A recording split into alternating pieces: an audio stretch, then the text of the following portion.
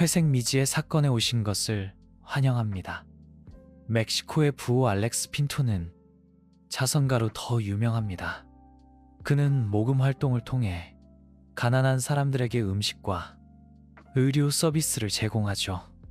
딸과 여행을 가던 중 알렉스는 가난한 동네에서 현금이 가득 든 지갑을 잃어버렸습니다.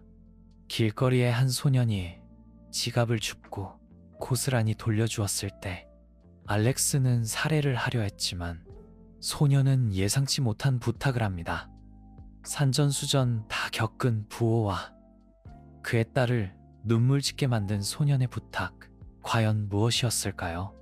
그날 알렉스는 곧 15살이 되는 딸 캐롤라이나 핀토와 함께 미국 서부 해안을 여행 중이었습니다. 캐롤라이나의 성년을 기념하며 미국 여행을 가고 싶다는 딸의 요청에 알렉스는 4주간 휴가를 내고 딸과 함께하기로 했습니다. 캘리포니아의 한 고급 호텔 지배인인 알렉스의 친구는 두 사람의 여행을 마치 제 딸처럼 정성껏 준비해 주었습니다. 미국에 온 지 4일째, 디즈니랜드와 로스앤젤레스를 거쳐 샌디에이고에 도착한 두 사람. 코로나도 섬을 둘러본 후 다음 날은 동물원이나 워터파크에 가기로 했습니다. 코로나도는 인기 관광지이지만 멕시코 이민자들이 모여 사는 빈민가도 있었습니다. 알렉스는 그곳의 거리와 주민들을 직접 보고 싶어 했습니다. 캐롤라이나는 생일 여행에 그런 곳을 가는 아버지가 못마땅했습니다. 미국 빈민가에는 조금도 관심이 없었죠. 하지만 아버지와 다투고 싶지 않아 마지못해 따라갔습니다. 화창한 여름날, 관광객으로 가득 찬 유람선을 타고 샌디에이고로 돌아오던 중 알렉스는 주머니를 뒤져보다 지갑이 없어진 것을 알아챘습니다. 딸에게 지갑을 봤냐고 묻고 주변을 찾기 시작했습니다. 캐롤라이나는 마지막으로 지갑을 쓴 게 언제였냐고 물었고 알렉스는 섬의 빈민가에서 기념품을 살 때였다고 답했습니다. 거기 가지 말라고 했잖아요. 아빠, 보세요. 캐롤라이나는 화를 내며 불평했습니다. 알렉스는 도둑 맞았는지 아니면 잃어버렸는지 아직 모른다며 딸의 말을 정정했습니다. 배 안에 떨어뜨렸을 수도 있다고 했습니다. 전 세계에서 온 관광객 중 누구라도 지갑을 주웠을 수 있다고 말이죠. 캐롤라이나는 주변 사람들을 둘러보며 이 사람들을 보세요. 누가 주웠으면 벌써 돌려줬겠죠 라고 말했습니다. 알렉스는 지갑을 주운 사람이 연락해서 돌려주길 바란다고만 했습니다. 이 사건이 자신의 가치관에 얼마나 큰 영향을 미칠지 캐롤라이나는 그때는 알지 못했습니다. 호텔로 돌아온 지 2시간이 넘었지만 지갑을 돌려주겠다는 연락은 오지 않았습니다. 유람선 직원들도 찾아봤지만 허사였습니다. 직원들은 부호가 회사를 고소할까봐 몹시 불안해했습니다. 하지만 가장 초조한 건 캐롤라이나였습니다. 지갑 안에는 현금뿐 아니라 아버지의 신용카드도 있었고 그것은 캐롤라이나의 생일 축하에 매우 중요했기 때문입니다. 캐롤라이나는 섬에서 도둑 맞았다고 확신하며 아빠, 저 사람들 은혜를 모르는 거 안 보여요. 우리가 호의를 베풀어 그런 곳에 갔는데 지갑을 훔쳐가다니라며 흥분했습니다. 제 성인식 여행에 왜 빈민가에 데려가신 거예요? 결국 이렇게 됐잖아요. 라며 계속 불평했습니다. 알렉스는 딸을 사랑하지만 삶에 대한 이해가 더 필요하다고 말했습니다. 곧 성인이 되지만 아직 경험하지 못한 것들이 많다고 말이죠. 내가 처음부터 이렇게 순탄하게 살았다고 생각하니 네가 상상도 못할 일들을 겪었단다. 알렉스는 멕시코시티 빈민가에서 태어난 자신의 과거를 회상하기 시작했습니다. 어머니는 일을 하지 않았고 아버지는 짐꾼이었습니다. 15살 때부터 백화점에서 일하며 생활비를 보탰고 알시료살이 되어서야 관심 있는 분야를 공부할 기회를 얻었습니다. 당시 그는 회사의 간부였습니다. 알렉스는 성공하는 과정에서 상사와 고객들에게 수많은 질책을 받았지만 묵묵히 참고 나아가야 했다고 딸에게 말했습니다. 매일 버스를 타고 출근하며 아침을 거르기도 하고 점심도 아껴 먹어야 했지만 결국 운이 좋아졌고 삶은 그에게 따뜻한 모습을 보여주기 시작했습니다. 알고 있니? 때로는 행운이 사람의 인생을 바꾸기도 한단다. 알렉스는 아내이자 캐롤라이나의 어머니를 공부하던 시절 만났다고 회상했습니다. 5년간 연애 끝에 사업이 어느 정도 자리 잡은 후 결혼했지만 안타깝게도 아내는 결핵으로 세상을 떠났습니다. 부유한 사업가였지만 아내의 생명을 구할 수는 없었습니다. 당시 캐롤라이나는 2살배기였습니다. 알렉스는 큰 충격을 받았고 많은 재산을 가지고 있어도 겸손한 마음을 잃지 말아야 한다. 지금 비록 지갑은 잃어버렸지만 적어도 딸과 함께 안전하게 5성급 호텔에 안락함을 누리고 있지 않느냐. 호텔 비용은 이미 지불했고 필요하면 현지 친구에게 도움을 청할 수도 있다. 알렉스는 딸에게 이 모든 것을 소중히 여기라고 말했습니다. 캐롤라이나는 아버지의 이야기를 말없이 들었습니다. 더 이상 불평하지 않았죠. 다음 날 아침 알렉스의 휴대폰이 울렸습니다. 모르는 번호였습니다. 전화를 받자 어린아이의 목소리가 들려왔습니다. 지갑을 주었고 명함을 보고 연락했다며 주소를 알려주었습니다. 아버지가 환하게 웃으며 일어서자 캐롤라이나는 아빠, 다시 생각해보세요. 사기나 함정일 수도 있어요. 정말 아빠 지갑을 찾은 건지 어떻게 확신해요라며 만류했습니다. 알렉스는 괜찮다. 아이 목소리인데 믿음직스럽게 들리고 내 직감을 믿는다 라고 답했습니다.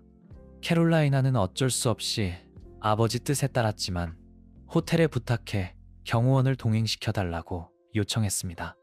그렇게 세 사람은 호텔을 나서 알려준 장소로 향했습니다. 차는 번화한 관광지를 벗어나 소소박하다 한 동네로 들어섰습니다. 거리도 이전처럼 깨끗하지 않았습니다. 캐롤라이나는 잔뜩 긴장했습니다. 생일 여행이 모험으로 변한 것 같았습니다. 오토바이가 지나갈 때마다 가슴이 철렁 내려앉았고 신호등에 멈춰 설 때는 잔뜩 긴장한 채 주변 차량을 살폈습니다. 누군가 갑자기 무기를 꺼낼 것만 같았습니다. 경호원이 옆에 있어도 불안했습니다.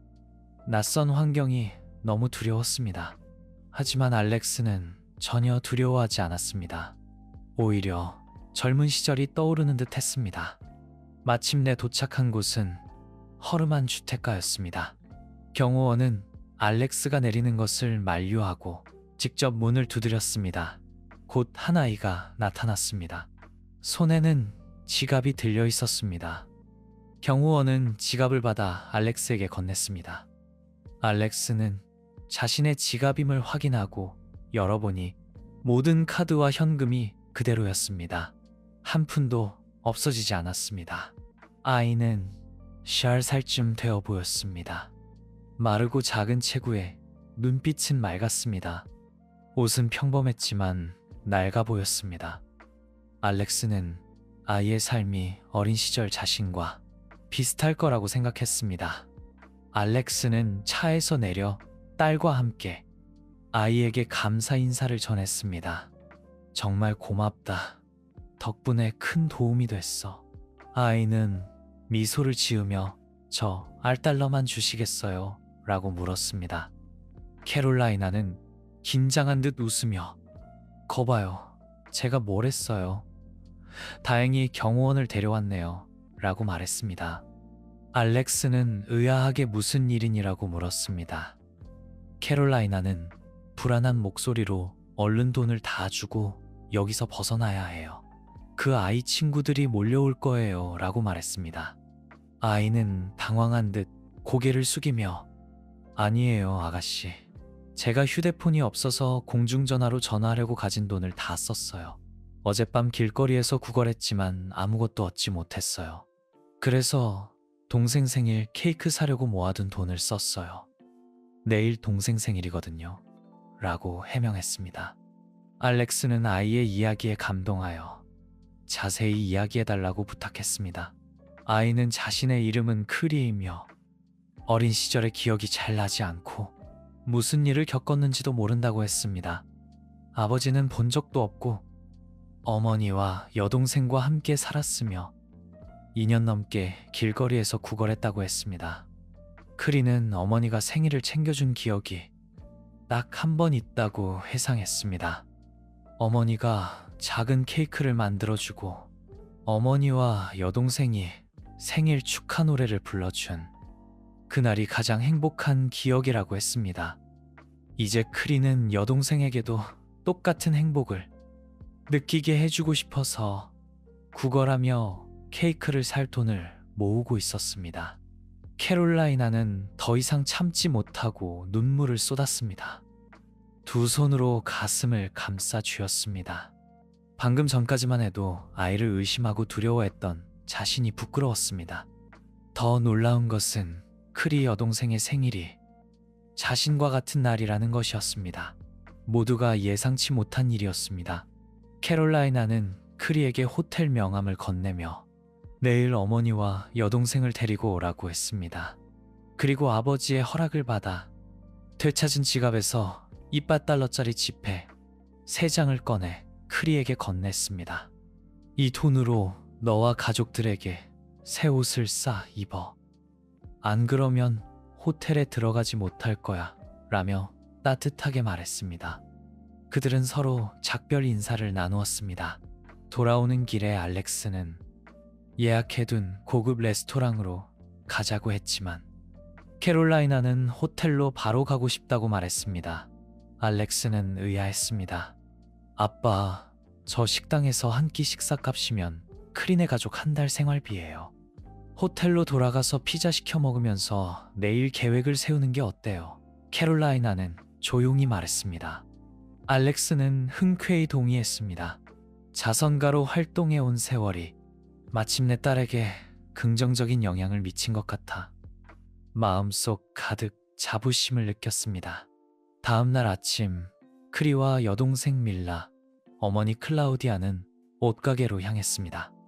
새 옷을 사고 몇 년 만에 처음으로 풍성한 아침 식사를 즐겼습니다. 그리고 버스를 타고 알렉스 부녀가 묵는 5성급 호텔로 갔습니다. 호텔에 도착하자 크린의 가족은 어색해했습니다. 클라우디아는 언제나 이런 곳을 구경하는 것이 꿈이었지만 막상 오니 어쩔 줄 몰라 했습니다. 로비에 들어서자 직원이 푸른 정원으로 안내했습니다. 꽃과 풍선으로 장식된 테이블이 놓여 있었습니다. 여기가 제일 예뻐요. 밀라는 눈을 반짝이며 외쳤습니다. 캐롤라이나가 다가와 웃으며 이 모든 게 너를 위한 거야 라고 말했습니다. 밀라는 기쁨을 감추지 못했습니다. 캐롤라이나는 현지 친구에게 부탁해 아이가 있는 몇몇 가족을 초대했습니다. 많은 아이들이 밀라와 함께 정원에서 뛰어놀았습니다. 캐롤라이나는 아이들처럼 즐거워했습니다. 비로소 아버지가 남을 도우며 느끼는 기쁨을 처음으로 이해하게 되었습니다. 크리와 밀라는 처음 먹어보는 초콜릿 무스를 얼굴 가득 묻히며 먹고 커다란 초콜릿 케이크를 함께 잘랐습니다. 클라우디아는 감격의 눈물을 흘렸고 캐롤라이나도 클라우디아를 껴안고 눈물을 글썽였습니다. 15번째 생일에 새로운 만족감을 느꼈습니다. 알렉스는 생일 파티만으로는 크리 가족의 어려움을 해결할 수 없다는 것을 알았습니다. 그래서 클라우디아를 호텔 지배인 친구에게 데려갔습니다. 알렉스는 친구에게 크리가 지갑을 돌려준 것이 얼마나 놀라운 일인지 이야기했습니다. 어려운 형편에도 정직한 크리의 모습은 분명 클라우디아의 좋은 교육 덕분이라고 칭찬했습니다. 당신은 정말 훌륭한 어머니예요. 클라우디아는 수줍게 미소 지었습니다. 그때 지배인이 말했습니다. 마침 최근 청소 담당 책임자와 직원 2명이 고객 물건을 훔치다 적발되어 해고했습니다. 피해자들은 대부분 집에 돌아가서야 도난당한 사실을 알았죠. 지금 믿을 수 있는 새 팀을 꾸려야 하는데 마침 당신 아들이 지갑을 돌려준 덕분에 당신에게 팀 책임자 자리를 제안하고 싶습니다. 어떻게 생각하시나요? 클라우디아는 입을 다물지 못했습니다. 이런 호텔에 서 있는 것도, 딸의 생일 파티를 여기서 하게 된 것도, 이제는 일자리 제안까지 받다니 믿기지 않았습니다. 제가 그런 일을 할 수 있을지 모르겠어요. 경험도 없는데, 클라우디아는 불안하게 말했습니다. 지배인은 웃으며 말했습니다. 가장 중요한 정직함과 성실함은 이미 갖추셨잖아요. 나머지는 하다 보면 익숙해질 겁니다. 그 후 크린의 가족의 삶은 완전히 달라졌습니다. 크리와 밀라는 새 옷을 입고 새 학용품을 가지고 학교에 다녔고, 클라우디아는 호텔에서 새 직장 생활을 시작했습니다. 클라우디아는 세상에서 가장 행복한 여자라고 생각했습니다. 알렉스와 딸은 예정된 여행을 계속했습니다. 하지만 생일 파티만큼 마음 벅차고 행복한 경험은 다시 없었습니다. 캐롤라이나는 아버지를 보며 그가 왜 단순한 부자가 되는 것에 만족하지 않는지 깨달았습니다. 진정한 만족은 남을 돕는 데서 찾아온다는 것을 알게 되었습니다. 시청해주셔서 감사합니다. 회색 미지의 세계 채널을 구독하고 놀라운 세상을 탐험하세요.